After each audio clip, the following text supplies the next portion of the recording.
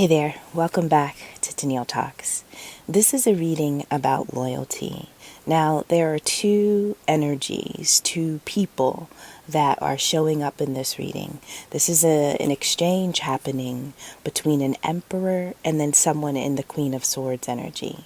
And this does not have to be a masculine and a feminine. This is just describing that the emperor typically is going to be somebody concerned with authority, somebody who's very ambitious, right? Concerned about their financial stability and just their general achievement in life. Now, the Queen of Swords, when you compare the Queen of Swords to the other queens of the deck, this is going most times, characteristically, this can be a woman on her own.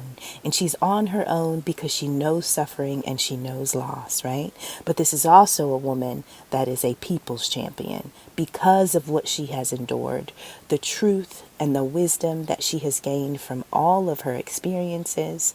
Those become the laws that not only she lives and leads her life by, but that is what she uses to govern and to lead those around her. Right? So this is a woman of inner strength, but that strength was gained through experience. Most oftentimes that experience was suffering. Nonetheless, she's strong and independent. So these are the two people showing up in this reading, right? Now, the connection between these two, it broke down. It went through a tower moment. So something about the way the Emperor and the Queen of Swords were building, something about the foundation, it wasn't good. And so any house without a good foundation is going to collapse sooner or later. There was a tower moment between the two, right? And there could have been an illusion or a false belief that came to light. But nonetheless, something had to come to an end. This was sudden and this was unexpected, either for the Emperor or the Queen of Swords. I'm seeing that this ending was actually unexpected by way of the Queen of Swords. They didn't see this coming, right? Now, the tower was a change. It was a breakdown in the relationship, right? The Emperor wanted to move out of this connection. If these two people lived together, this would have been the Emperor moving out of the home, right? This would be something changing physically, drastically, like something honestly being severed, something never looking the same again between two, right? Some type of a negotiation happened with this change. This change was a change of loyalty. So the lesson between these two people, or a value that was supposed to be demonstrated or revealed, was loyalty. When we're talking about loyalty, we're talking about having a faithfulness that is steadfast. Steadfast meaning that you are convinced that what you're doing is right, right? And you won't refuse, or, you won't change. You refuse to change. You refuse to give it up because you are convinced it is right. That is steadfast. So, talking about the character traits of this Emperor, right? This means that in any situation, in the face of any temptation, if you are faithful and steadfast, that means that if someone says, desert this person, betray this person, renounce this person, right? That means if someone told you to do any of those things, to challenge the loyalty between your connection and another because you are steadfast, you wouldn't do it because you've already bound yourself. You believe that your connection, you believe that the loyalty between the two of you is true. And so there's nothing outside of you that could change your own mind because you have convinced even yourself, right? Now, maybe that was true for a period of time. Maybe in this connection there was a level of loyalty where you were convinced that this was the way to go and that nothing could sever or separate. There was no temptation that could blind either one of you to walk away, to betray, or to give up, or to sacrifice. But remember, there was a change, there was a tower, because disloyalty happened. The Emperor walked away, right? So, how do you reward loyalty? You reward loyalty with loyalty. How do you reward disloyalty? You reward that with distance. And so the connection between the Emperor and the Queen of Swords presently, there has been distance. There hasn't been talking. There hasn't been communicating. But the Emperor is in a moment of prayer and fasting. Private time with God, right? Communicating with God, communicating with whatever it is that is holy in their life, seeking guidance or seeking understanding. When you're fasting, you're saying, I'm going to go without because I'm seeking God to provide, right? Or there's nothing in the 3D world that can give me what I need. And I understand that it is only through my communication with the Most High that I can receive the provisions that I'm seeking, right? It's got to come from beyond the realm. I've done this long enough to know that I don't have the proper tools or skills. And so I need to go elsewhere. This is what this emperor is currently doing. Praying and fasting as a result of a tower moment, a change or a breakdown in loyalty. That was literally because of a choice that they made, right? But it's almost like now they're reflecting and they're thinking, what have I done? A letter will come in, a communication. This could be email, text, something written, could be a phone call, but some type of conversation is going to be had, right? This emperor feels like they must pass an exam. This emperor recognizes that this was a test and the only way to pass it is if they speak and it's if they communicate. So we have the energy of someone from your past returning, someone that you have been distant from because a breakdown in loyalty took place, right? And so possibly this could be the revival of an old relationship, maybe. Right? But what this person is going to express mostly is the energy of fertility, wanting to plant a seed, wanting to birth something, wanting to grow something. This did not have to be intimate. This could have been a job partnership. This could have been anything. Sibling, it could have been anything. But somebody that showed you who they were, a person who was disloyal, has had a change of heart, a change of mind. The reason why this person now more than ever is coming to you because they feel a level of anxiety. Let's talk about peace versus anxiety. Peace is a fruit of the spirit, where anxiety would be a fruit of the flesh, right? Peace means that we are free from any disturbance. We are stress free. There's no war in our life, in our energetic field. We are living in a state of harmony, bliss-like harmony. Now, anxiety puts your flesh, your body is responding. Physically, your body is responding to anxiety. That's the fear, the dread, the unease, feeling tense, right? And so whoever is writing this letter or making this call or initiating this communication wants to grow something. And the anxiety that they have felt in the distance and in the absence of you is overwhelming. They can't take it, right?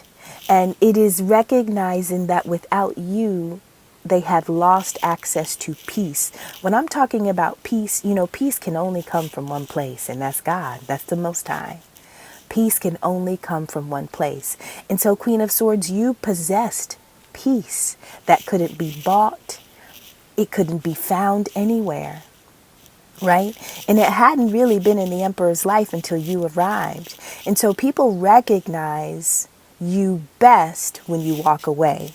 Right? And this is true for all of us. Sometimes you have to take all of your energy away for people to really see how you impacted their morning when they were brushing their teeth. Were you on the phone? Were you texting? Were they smiling or thinking about a conversation?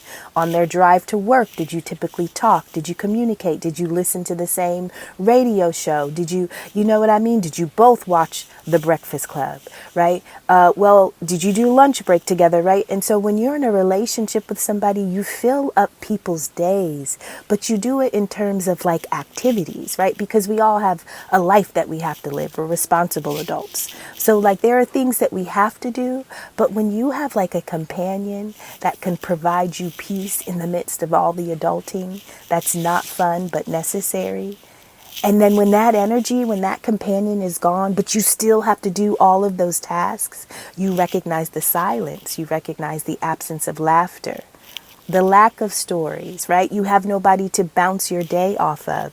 This is what starts to happen, and you recognize that that was an energy, that that person had a presence that cannot be found or purchased. And this is what triggers the anxiety. Will I be able to fill my cups again as I filled my cups in the past when I was in the presence of this person? Now, what propelled the emperor to even break trust, to even be disloyal, to switch up? What would cause this emperor to do that? Well, I get the energy of the sacral chakra. The sacral chakra, connected to the color orange, it's our second chakra, but it deals with our pleasure, our creativity. It's our emotional body, right? And directly connects to our sexuality, right? Our ability to birth and create and procreate. So this emperor had issues or blockages in their sacral chakra. And so you may be able to identify this person because maybe they had a lot of anger, fear, detachment. Maybe they were hot and cold. They would come and go. This person was insecure, right?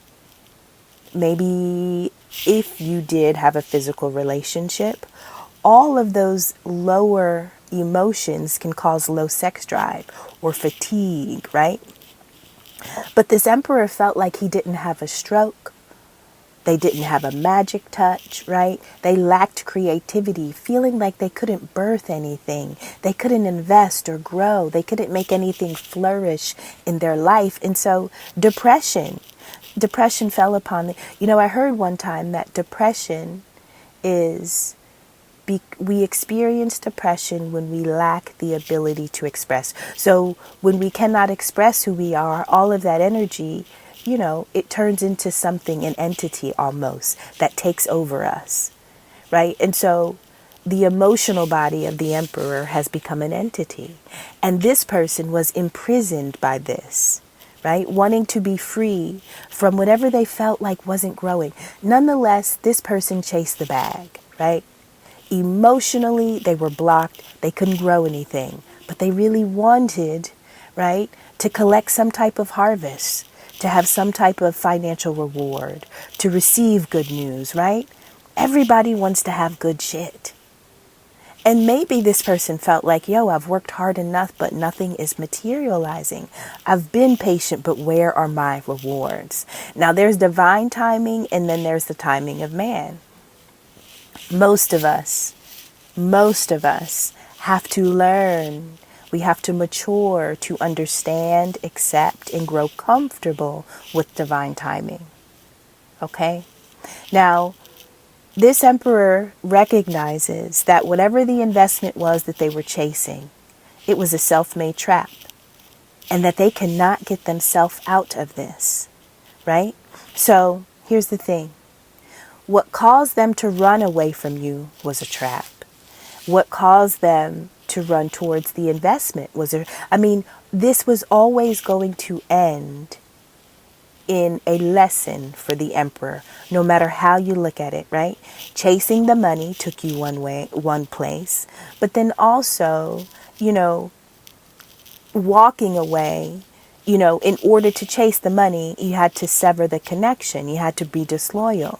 You had to break code, right? And so that was a lesson. But this was already in this emperor. It just manifested as an experience with this specific Queen of Swords. This Queen of Swords, they operate with truth and clarity.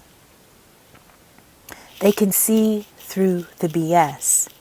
And so when the emperor turned their back on this Queen of Swords, I think this Queen of Swords knew exactly what was going on, is that they were looking towards a harvest, right? But this was a harvest that they would have had to have had independent of the Queen of Swords, right? And so this is somebody who feels like, the only way that I can get the financial, stability I want in life is really to sacrifice family, relationship, children in the event you had them, or maybe you wanted to birth or grow things together. But the emperor, he was tired, or she was tired, whoever is in this energy of authority, was tired of surviving, right? Never really thriving, right? And one of the reasons why this emperor was trapped, listen, your emotional body is connected to your mental body. We have parts, yes, but we are a larger system. And so when one part of our system malfunctions or experiences a blockage, it is going to pull on the power and the ability for all of our other parts to function at like high capacity. Okay? And so this emperor is going through a breakdown mentally, financially, obviously emotionally. The heart is blocked because the sacral is blocked. They're afraid and they're angry, right? This emperor, more than anything, wanted to live a healthy lifestyle. They wanted a healthy body. They wanted a healthy mind. They wanted to feel healthy and nourished and strong. All of those things are fine. It is okay to chase your own wellness. It is okay to chase your own health. But the way you chase it, how you do it, determines, the value, the integrity that you carry. So whether this Queen of Swords, whether you know this or not, this emperor was being led by false teachers. Now, these false teachers, I have Satan and then false teachers. And so there could be some type of connection to Satanists. Maybe this emperor looked up to, specific people who had a specific belief system. But one of the ways to know for sure that you are following a false teacher is that they never produce unity. Never produce unity, right? And what causes unity? Truth. And so a false teacher, these are people who teach their own way of living. Not a way of living that is aligned with the will of God, right? These are people that are going to be very arrogant, right?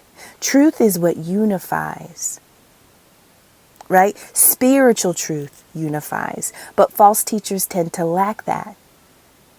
And so these people thrive on division.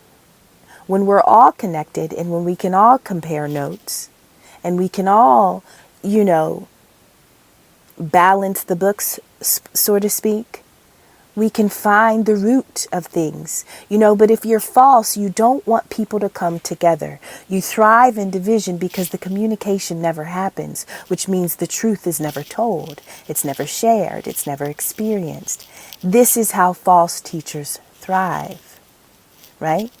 You make people think you're following the will of God, but you do this in separate pods, right? And you do it in a way that keeps everybody from connecting. This emperor was led by these false teachers, but he was led because they wanted high honor. They wanted to make progress.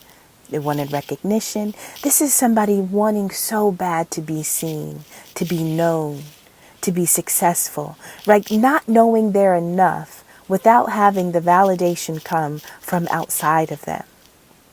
Right?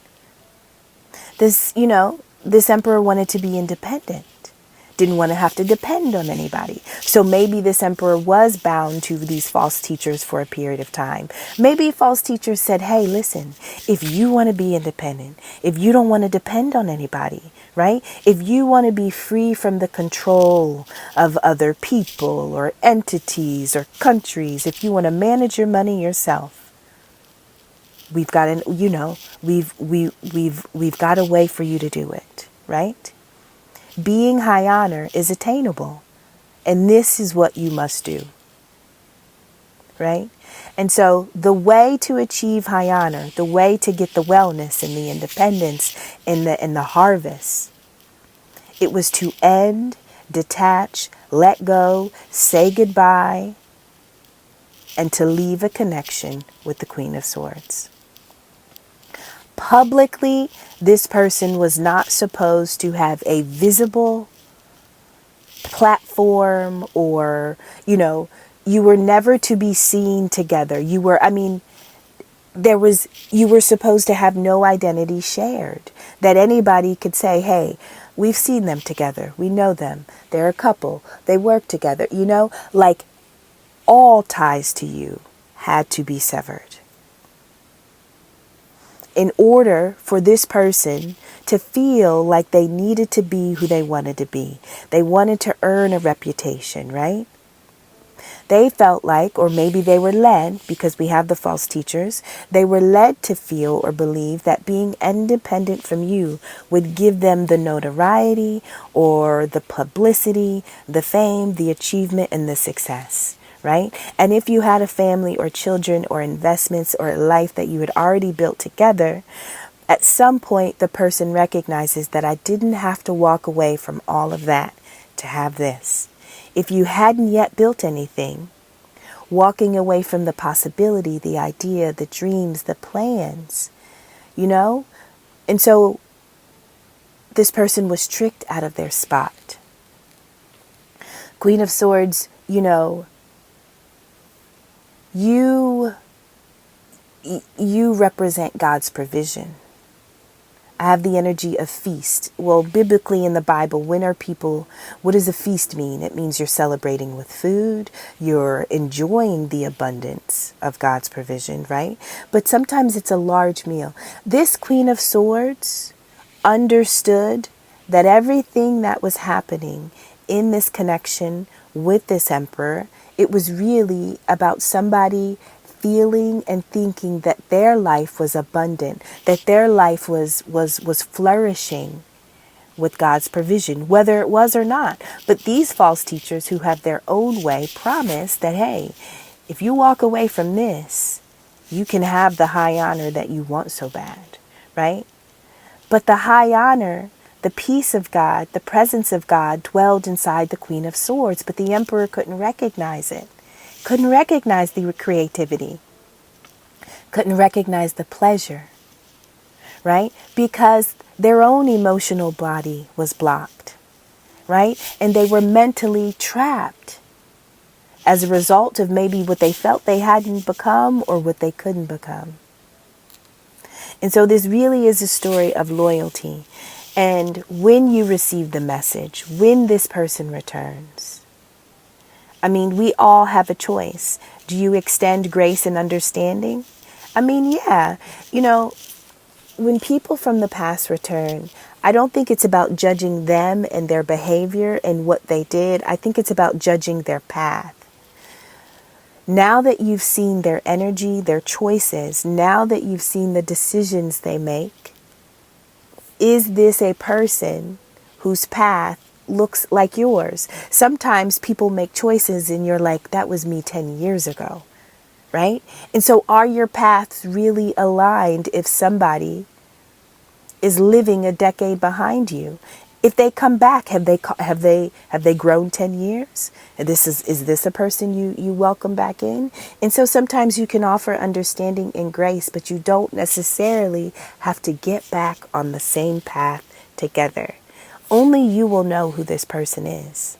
If this is an experience where you are supposed to return, you will know, you will sense, and you will feel if you should allow this person to come back in. But in the words of Kevin Gates, you reward disloyalty with distance. And so you keep the space the same, right? Because here, this is what I'm thinking. And so somebody tempted you to break away from a promise. Somebody had the ability to tempt you out of your loyalty once. And they offered you, 10K. And so now I let you back in. But the next temptation is going to be 10 times that amount. Have you done the proper work and healing to walk away from that, to look away, to not salivate when the offer is spoken to you, right? The difference between somebody failing you 2 times, betraying you 2 times is their growth and their healing. That is it. It's the amount of work that they've done on self. But that's not something that you can predict or measure before it happens. You can only see it if you walk in it. You can only see it. And so are you willing to walk in, walk with, or beside a person that is returning, who has shown you that they couldn't see your value? They felt that value was outside of you, and the only way to get value was to be independent of you, was to end something, was to walk away from you. Are you standing? Are you allowing them to stand on that decision? Or do you, being the Queen of Swords, who literally could see this coming from a mile away, right? Do you say, it's okay, I knew it was happening. I knew we'd be here. I was kind of waiting on you to return. Like, you know what I mean? Like, what's your approach? What is your approach? And nothing is wrong, because guess what? You have a path too. Okay? You have a path too. All right. I love y'all. And somebody has recognized that you were a piece of their piece. You held something and they had it. And they didn't know they had it, but they had to kind of walk away from it to recognize. You don't know what you got till it's gone, right? You literally don't know what you have until it's gone. And somebody that has never experienced you may not have been able to recognize you initially. And so maybe some people have to walk away in order to understand what you are, and then return to truly honor and value it. Okay. I love y'all. I really like this one. I love them all, but, this feels good. Okay. I love y'all. I'll see you soon. Bye.